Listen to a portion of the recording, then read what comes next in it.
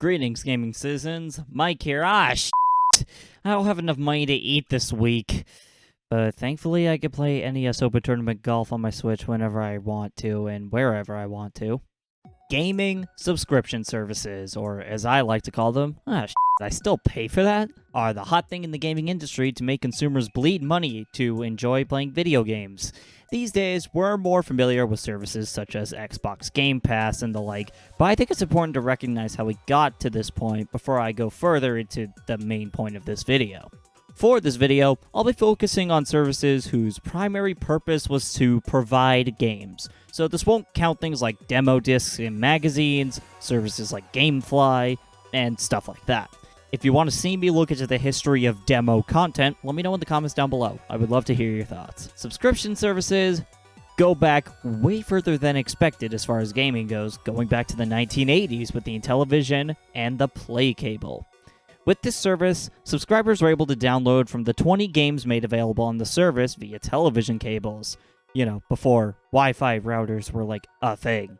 I know, hard to believe. This was short-lived though, as the games industry went belly up during, say it with me kids, the video game market crash of 1983. The first internet-based service was GameLine on the Atari 2600, where you would hook your console up to a modem and download games, with each game being just $1 after paying the $60 fee plus a $15 membership fee per month. The kicker to this, however, was that games were only playable for 10 days.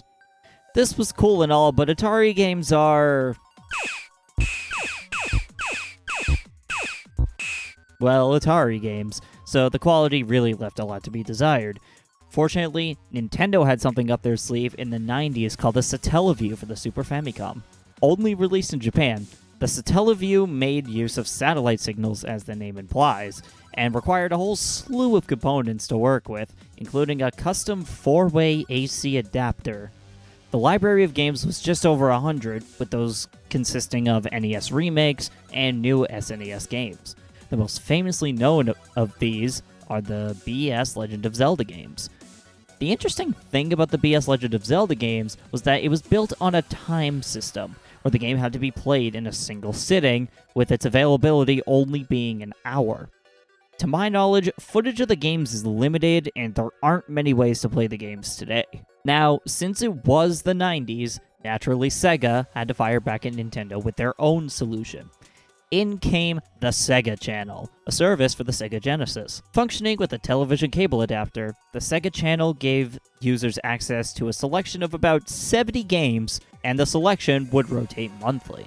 This concept was so big for the time that cable operators had to clean their broadcast signal and equipment to ensure the Sega Channel could be received.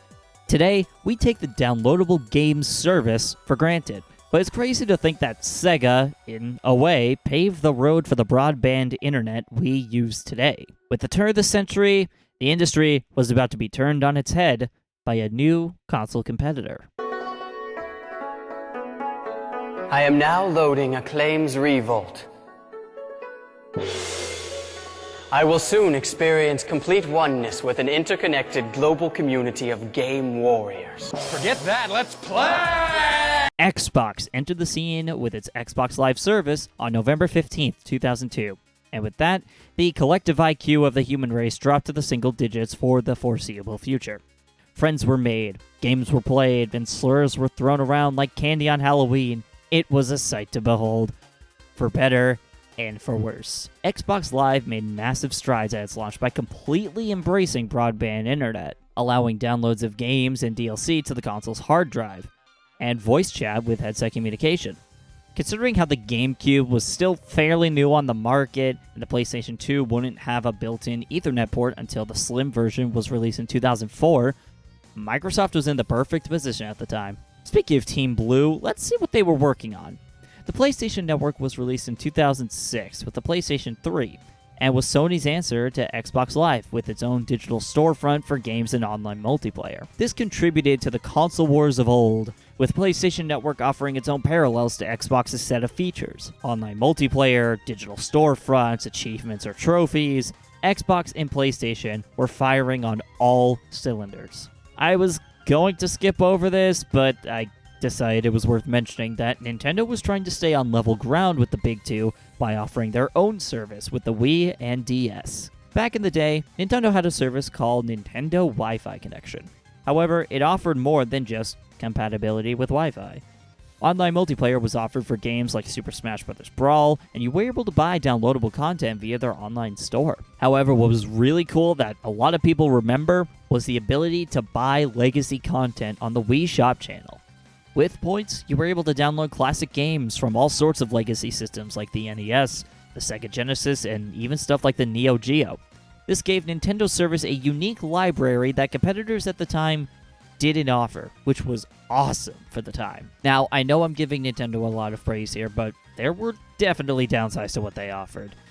That thing I said about online multiplayer for Smash, yeah, that did the funny Nintendo thing where it didn't quite work well. Plus, the Wii was advertised towards casual audiences, so the prospect of online multiplayer was likely not appealing to the family households that the Wii commonly resided in. I don't know. That said, competitive Wii Sports would absolutely slap, and I would kick ass back in the day. With online multiplayer becoming a paid feature, this led many gamers to look towards free-to-play games for how the technicalities would work for payment. If I delved further into degeneracy and played Final Fantasy XIV Online, would I have to pay for a membership in addition to PlayStation Plus? What about if I wanted to play Fortnite on Nintendo Switch Online like a madman? Would I have to pay for the online service to play online with my fellow 12-year-olds? Thankfully, this is a question of the past, as many free-to-play games have their own servers dedicated to online play, so the extra cost isn't necessary. Now, let's talk about the current ecosystem in streaming services for gaming, aka the original point of this video. In the film and television industry, cable companies have been extending their reach to subscription services for offering their televised content on internet-based devices like computers and phones. This has created a streaming war of sorts in that industry with stuff like HBO Max, Peacock Plus, anything you can think of. And it's my thought that the gaming industry is going in this direction. To establish my point, I'm going to be going through all the major subscription services that gaming offers as of the writing of this video. The most popular one by far is Xbox Game Pass, which is both on Xbox consoles and PC. I don't think this requires any introduction, as it's well known just how varied the library is. Allowing for major AAA releases as well as indie support, there's definitely something for most people here on this service. On Team Blue, there recently has been a massive shift in their services. In March of this year, Sony announced the merge of their PlayStation Plus and PlayStation Now services into what's now called PlayStation Plus Premium. That is certainly quite a name. You thought Xbox had a good library? Pfft, get the fuck out of here. PlayStation Plus, in its premium tier, offers over 700 games spanning every PlayStation system. Even PlayStation 3 games are playable via cloud streaming, which is huge because PlayStation 3 games are notoriously difficult to emulate due to the PS3's complex architecture. While this will set you back a pretty penny at $120 a year, assuming you go for the highest tier, it is an incredible lineup of games that will only get larger over time. Nintendo Switch Online. Okay, what can I say that hasn't been said before? I'll try to be positive here. NSO offers over 100 retro games from the NES and SNES, with titles from the Nintendo 64 and Sega Genesis if you sign up for the premium version. NSO also offers cloud saves for most games with a few exceptions, and the usual online multiplayer offering, which is functional. I would say it's a step up from the kind of online multiplayer they had in the Brawl days, but the bar is set on the floor for that one. With the premium version, you'll also get access to DLC for multiple games like Animal Crossing New Horizons and Mario Kart 8 Deluxe, so you don't have to pay for those separately if you don't want to. These offerings are nice, yes. However, NSO has been criticized time and time again for overcharging users for what is described as a subpar offering of content. In addition, fans have expressed irritation with the DLC being tacked on to the premium version, as they didn't want to pay for DLC for games they don't own. I personally pay for the premium model, but the only reason is because I just want to play some of the Nintendo 64 games, not because I care about the Mario Kart 8 Deluxe DLC pass thing. I don't even own that game. Uplay Plus. It's just 100 Ubisoft games in one service for $15 a month. I acknowledge that there are plenty of Far Cry and Assassin's Creed fans out there. Now, one of my professors just finished Assassin's Creed Valhalla. But do you seriously want to pay for exclusively Ubisoft games? I guess the same argument can be made for something like NSO, where you want to play games from a specific publisher, but Ubisoft? I'll just move on before I get judgmental. Humble Choice is pretty unique in how it carries itself compared to the competition. For as low as $5 a month, you get access to about 100 games, with 5% of your subscription money going to a charity of Humble's choosing.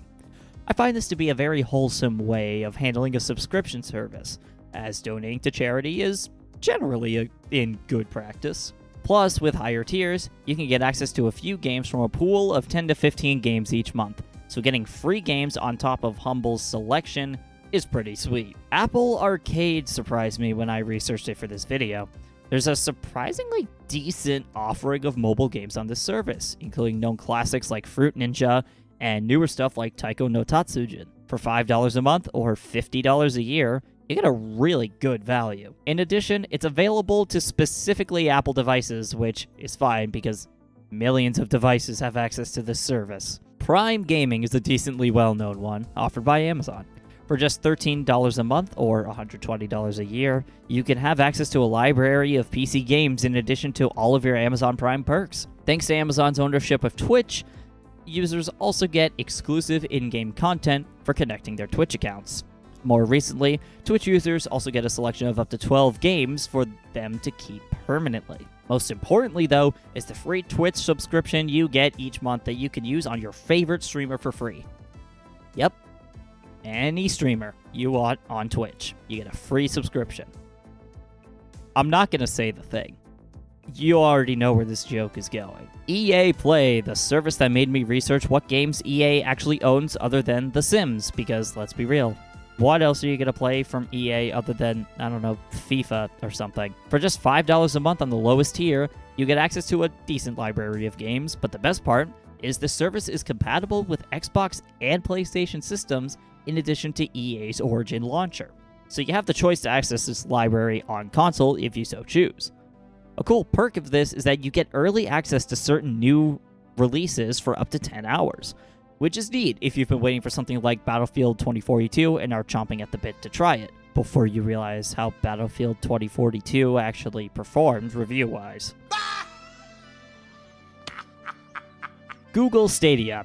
Out of the jokes I could have written for this video, unfortunately none of the jokes I can make rival this one Google released in 2019. Stadia was specialized in allowing you to stream games via the cloud, with support from developers like Ubisoft and Bethesda providing their games to the service. For just $10 a month, you could stream games like Cyberpunk 2077 directly to your hardware. As great of a concept this was, it was dropped just a few years later, but the architecture is being used to give developers like Capcom cloud streaming technology, so at least it has a good use. I've talked about 9 subscription services in this video alone, and there are still others out there like GeForce Now and Google Play Pass, but I don't want to drag this video on for longer than I probably already have. My central point is that there are so many subscription services out there for gaming, and I think it'll only get worse as time goes on. I ran the calculations, and on all the lowest plans for the 9 that I talked about, it would cost $82 per month for all those services, with the price being over $110 per month, excluding Nintendo since there's no monthly charge for the premium version of the plan. Granted, there's almost no way someone would have every single one of these services, but it's scary to think that this might be the way storefronts for games will go, especially when you combine that with microtransactions and live service games being thrown into the mix in recent years. What happens when those subscription services go down for good? I mean, all of those games are gone forever, and there's certainly no way you could fit every single game on a single hard drive without spending hundreds on compatible external hard drives. When it comes down to it, it's the monetary success that matters the most. We can fight this online-only storefront concept all we want and complain about what games or services are not being offered, but no matter what, it makes a lot of money, and I hate to say it, but that just might be the standard going forward. But I want to hear your thoughts. What are your thoughts on subscription services for games? Do you like having everything accessible for one place? Or are you like me and prefer to have your games physically? Let me know in the comments down below. Be sure to subscribe for stream VODs and other things gaming too. If you want to support my content, check out my socials in the description down below. Thanks for watching. Now, if you excuse me, I have to sell my personal belongings to eat this week, because I'll be damned if I can't play NES Open Tournament Golf on my Switch.